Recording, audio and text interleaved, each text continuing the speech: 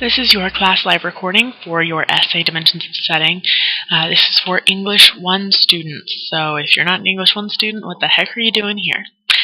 To start off this essay, I kind of want to go over the directions first, what this essay is really asking you to do. And all it is a 250-word essay comparing the physical setting versus Elizabeth's setting. A lot of students are getting confused about this. So the physical setting is what we actually historically know to be the real setting of this story. Remember, this is a Depression-era town, shanty town, think that kind of time period, versus what Elizabeth is telling us is the setting. So those two things are not necessarily the same, and that's where you'll be comparing is what her memory is versus what the reality was. So that's what we're looking at. To get started, I highly recommend you reread the story of the Marigolds. This is going to help you recall what it is she's talking about when she's discussing the setting. Take notes and details about what it is that she's telling us. Remember, at the very beginning of the story, even Elizabeth says,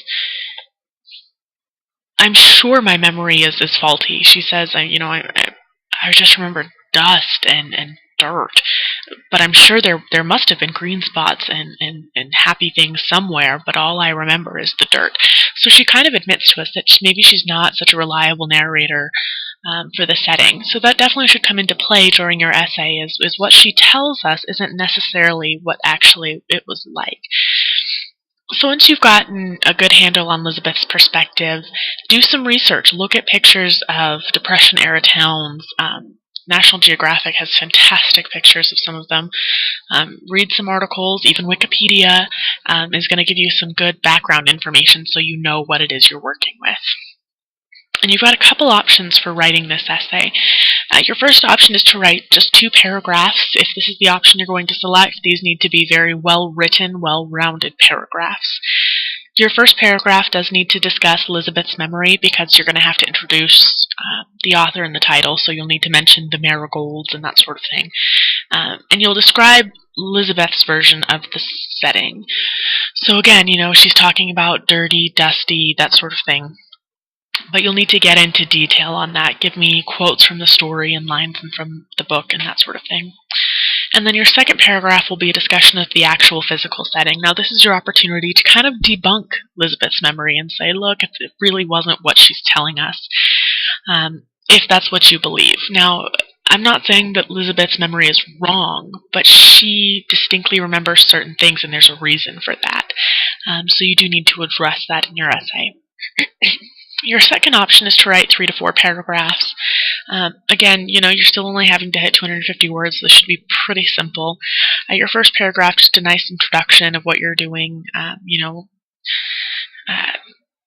Here you would include like a thesis about comparing Elizabeth's memory to the actual physical setting. This would be a good place to state title and author and that sort of thing, just to kind of introduce us to the essay, and then writing your essay, and then you could also include a conclusion if you so felt, but it wouldn't necessarily be pertinent to have. And then I want to go over some common mistakes and some final touches. Make sure you do comparing, don't just analyze. I had a student turn in a fabulous essay, but it was purely an analysis of what Elizabeth's memory was. While she did a fantastic job and it was a brilliant essay, it did not compare Elizabeth's memory to the truth or to what the actual setting was, so she did have to rewrite it, and that's kind of a bummer. So keep that in mind. You are comparing the two things, not just analyzing.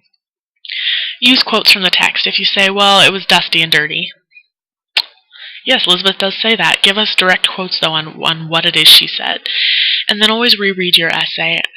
Even I, at university, would reread my essay after finishing it. I recommend reading it out loud because it will help you catch any grammatical errors or goofy, awkward sentences.